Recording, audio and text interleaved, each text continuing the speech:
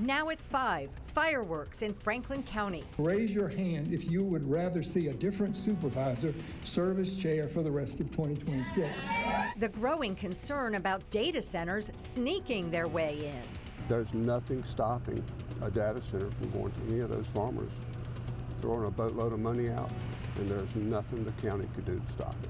The question one county leader is asking his fellow supervisors, and what's next for the data center discussions. Right now at 5, a few showers possible to start out the weekend, but how do we finish it?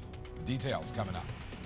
After 36 years of memories, yay! Friendship, and journalistic integrity that continues to inspire dozens. Noreen is, to me, news, and I've been so thankful to learn from her and grow under her. Our Noreen Turyn is signing off for the last time.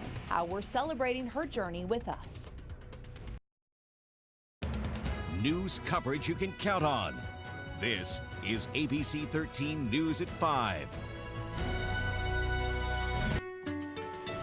Well, thanks for joining us this evening. I'm Noreen Turyn. And I'm Dana Evans.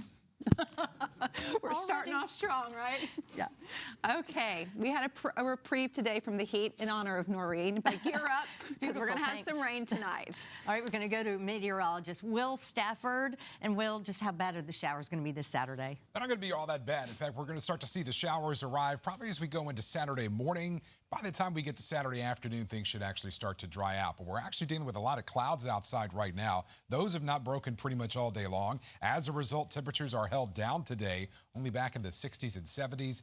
We even have a little bit of rainfall moving into Lynchburg, also back down through Campbell County, Pittsylvania County, and into Halifax County.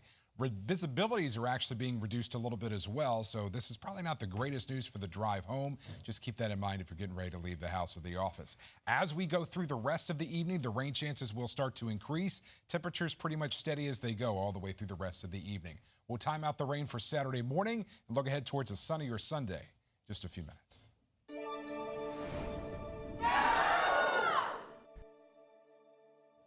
A formal complaint naming 3 Franklin County leaders is sparking new questions about how the county government is being run. Some are calling for changes in board leadership. ABC 13's Lily Ryden joins us live in the studio with what it could mean for the Board of Supervisors. The complaint centers on how the Board of Supervisors has been operating and accuses 3 county leaders of multiple violations. Tuesday night, residents demanded answers, and many are calling for resignations. Fellow citizens in this room, based on everything that has come to light, please raise your hand if you would rather see a different supervisor serve as chair for the rest of 2026. This was the reaction at Tuesday night's Board of Supervisors meeting after learning a formal complaint had been filed against the leadership. Supervisor Dan Quinn says it was also his first time hearing the news. It was such a significant issue that I would have thought there would have been a release of information from either the county administrator, the county attorney, or our Board of Supervisor leadership alerting us to this matter. The complaint accuses the Vice Chair, Nick Mitchell, Chair, Lori Smith, and County Administrator Steve Sandy of committing 10 different violations. Some of them include restricting public access to meetings, withholding information from other board members, suppressing board members' motions, and overstepping boundaries within their assigned roles. Do you believe that the Vice Chair, the Chair, and the County Administrator knew about this complaint before Tuesday night? I don't know. I actually can't answer that. I'd be speculating if I answered that question. Quinn says in order to repair the relationship between the board and the community, there needs to be transparency in decision-making moving forward. The man who presented the complaint to the board, Dennis Crumpler, says it's time to see a change in the lineup on the board.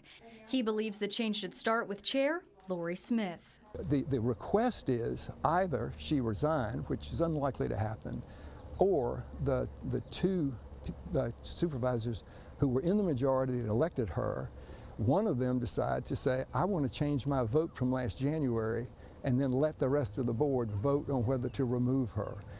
Do you feel like the removal of those named in the complaint, the chair, the vice chair, and the county administrator, would be beneficial for the county? That's not a good question for me to answer. I'm sorry. So I understand your question, and of course I have an opinion, but it's not fair for me to publicly comment on that. The complaint is now in the hands of the Lynchburg Commonwealth's attorney, Bethany Harrison, who says she's working to determine whether criminal charges will be pursued. Back to you. A section of Route 777 in Henry County is closed after recent weather caused a pipe to wash out. The closure is on Mount Olivet Road between Chatmoss Country Club and Old Liberty Road. VDOT says the barricades are in place and drivers should expect repairs to take up to 3 weeks. A detour is in place. You take Old Liberty Road to Route 58 East. Today, a judge denied bond for the man facing multiple charges after police say he was shot during an incident that ended with a car crash. Inside the courtroom, ABC 13 learned the woman who was with him during the incident is not facing any charges. According to court records, Corey Beatles was driving with a woman when he assaulted her and threatened to kill her. The warrants say the woman pulled out a handgun after Beatles refused to let her out of the car. Investigators say that Beatles then threatened to kill both of them before driving the car off the road. The woman told investigators the gun fired unintentionally, striking Beatles. In court today, the defense presented a different story, saying the woman was having a mental breakdown when she pulled the gun. They say she fired the weapon, causing Beatles to crash the car. Beatles is scheduled to return to court in September. While viewers will miss seeing her behind the anchor desk, her impact on journalism and the Lynchburg community will endure for years to come. It is a very bittersweet day for us here at ABC 13 as we say goodbye to Noreen, how our community is honoring her years of service. And the drought persists in our region. How much rain we actually need to bust through the dry conditions. Congratulations on order for ABC 13's own Noreen Turyn as she heads into retirement after 36 years. What a career. Thank you for your incredible work.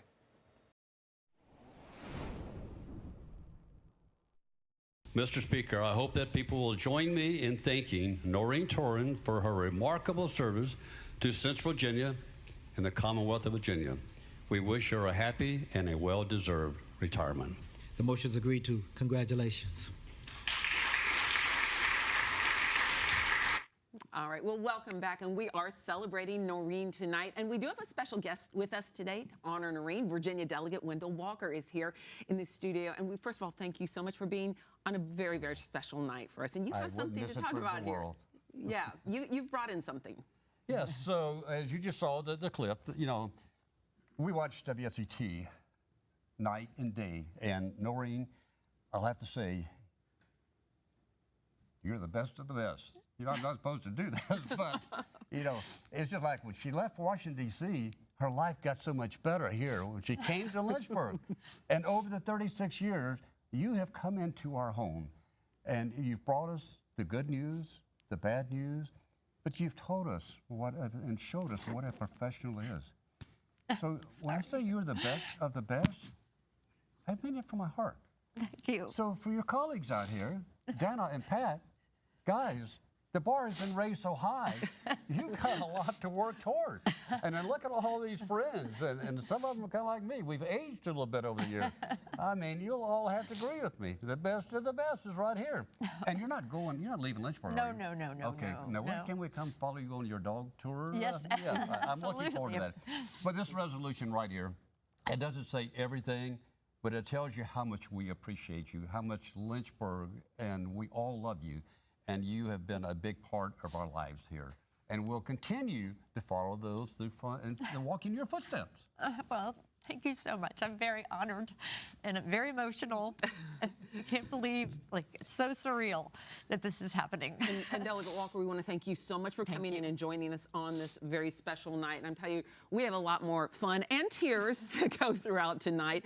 So over the next hour and some change, we're going to have some more special guests right here in our studio. At 6, Danner's going to have a special story showing the impact that Noreen has had on us over the years here at ABC 13. Then later, our entire 7 o'clock newscast is dedicated to Noreen. Miss Queen Noreen, happy retirement. Oh, I am so, so proud of you. I hope you feel proud too in the impact that you had on the Lynchburg Roanoke community. It's time for you to relax now, and I hope you get yourself a very large glass of wine garita. Mwah. Congratulations. So proud of you. Well, you can see by this map, Virginia is dry, and one good rain is not going to fix the current drought problem throughout the Commonwealth. So how much rain would it actually take to turn things around? ABC 13's Jada Simone found out the answer from state experts, and it's a pretty steep climb. The DEQ tells me they haven't seen a drought this severe since 2002. Water supply planner Andrew Noyes told me that Virginia is in an 11-inch water deficit. This is last year's drought map, and this is the situation we're dealing with now. So what needs to happen to fill the gap and pull us out of this drought? DEQ says it will take time. Right now, Lynchburg gets 3/4 of an inch of rain on average. The DEQ tells me we need at least 1 3/4 inches of rain every week for the next 3 months to make a comeback. Noyes says the next 2 seasons are critical to put all their indicators at the right level. So we really would like to see this fall and winter be wetter than normal, so that way reservoirs can refill, groundwater gets a good chance to recharge, and that way we can go into next summer in a much better place. Noyes says if the Commonwealth can accomplish that, they'll be able to announce Virginia is drought-free. It may sound like a tall order, but Noyes says there's still reason for optimism. He says the next several months are essentially Virginia's chance to hit that reset button before another summer of heat and high water demand. Reporting in Lynchburg, I'm Jada Simone, ABC 13 News. The ABC 13 Weather Desk, sponsored by Expert Roofing and Construction. And we could see some of those showers as we go in towards Saturday morning. That's probably going to be the wettest time that we'll see over at least the next 48 hours. We think the showers will come in Saturday morning. They should get out of here by the time we get to Saturday afternoon. A few more showers, maybe even some storms coming in as we go through Sunday afternoon. And then we start to warm things up as we go into next week. The last 2 days have actually been below where we should be in terms of temperatures. We don't think that'll be the case as we go in towards next week. Some of us are dealing with some showers, light rain, mist, drizzle around right now. Most of us, however, are just dealing with the clouds. As we go through the overnight tonight, we do expect more rain showers to develop. By the time we go in towards overnight tonight, and probably by the time you're getting up on Saturday morning, that's when the rain's going to be at its most widespread. Could see some heavier pockets of rain in there, but most of this is going to fall probably light to moderate rain. And then the rain is in and out just about as quickly as it gets in. By about 1 o'clock in the afternoon, most if not all of the rain is done. We will slowly then start to work on decreasing the clouds. Can we rule out a shower or storm as we go into Saturday afternoon? No. The chance is super, super low. I really think if you haven't gotten rain by about, say, 1 o'clock in the afternoon tomorrow, you're probably not going to get any. Sunday morning will start off dry. In fact, a really nice start to the day on Sunday. Sunday's rain chance is lower than Saturday, but keep in mind, any shower or storm that develops on Sunday could pack a little bit of a punch as they'll come in out of the northeast or the northwest, so just keep that in mind. A few showers will form tonight, otherwise mostly cloudy skies. Temperatures back mid-60s, some of us closing in on right around 70. Another day to where we are below average tomorrow, mid-70s for most spots, maybe even a few lower 70s out towards the west. Again, wettest part of the day tomorrow will be in the morning, then we start to dry things out as we go through the afternoon. Noreen always likes to say when we show the Spot the Station forecast. So, Noreen, one last time, we've got a viewing tonight. If the clouds cooperate, you look towards the northwest at around 9:50 for this evening. I'll be out there looking for you. You can join me if you'd like. Temperatures near 90 on Tuesday, mid-80s as we go into Wednesday. Well, the Virginia Museum of Natural History in Martinsville is hosting its annual Dino Festival this weekend. Or should I say Dino, like the Flintstones? Well, the 2-day event features hands-on activities and special programs for visitors of all ages. Families explore fossils, animatronic dinosaurs, and the museum's Age of Dinosaurs exhibit. The festival also features crafts, paleontology experts, and plenty of food vendors. Museum leaders say the event keeps families coming back year after year. This is my second time here. My mom took me when I was a little kid. Oh, 10 out of 10, without a doubt. 10 out of 10 in any capacity, even as a normal museum. We'll be back tomorrow with some of my other kids. Fun. If you missed today's activities, the Dino Festival continues tomorrow from 10 a.m. to 4 p.m. with more dinosaurs and lots of family fun. All right, the celebration continues. We're remembering Noreen's legacy here at ABC 13 and really across the viewing area. Friends are stopping by to help too. A familiar face that stood by her side every night for years. Celebrating Noreen tonight, looking back at 36 years here at ABC 13. You said it was going to be like 2. And here you are. And I'm still here. A legacy. And we're bringing in, of course, Lynn Stevens, our former co-anchor. How long were you guys co-anchors at 6? Almost 12 years. Yeah, it was a long time. A lot of time. Sitting shoulder to shoulder with this one, telling the news. Yeah. And telling the jokes behind the scenes. Some of my favorite memories. Not only is she a consummate professional, an excellent journalist, but she has a funny bone. And folks, I could find it sometimes. And a couple of times, one time I remember we were about to come back on air and I made some quip about something and you just lost it. We got back up on camera and all you could do was laugh. And she was pointing at me saying, "Shame on you." And I said, well, it just came out. But no, it was, you know, you were a great partner. I think I've made you finish sometimes. Yeah. I can't do it. It's a wonderful partner. I remember we did a fundraiser for the Humane Society and we were doing a little Saturday Night Live type of video. And that was a lot of fun as well. Oh, yeah. I mean, I had a lot of fun with you, Lynn. And we're still friends today. Absolutely. Yeah, we still see each other. In fact, I got to tell you, you're holding up pretty well.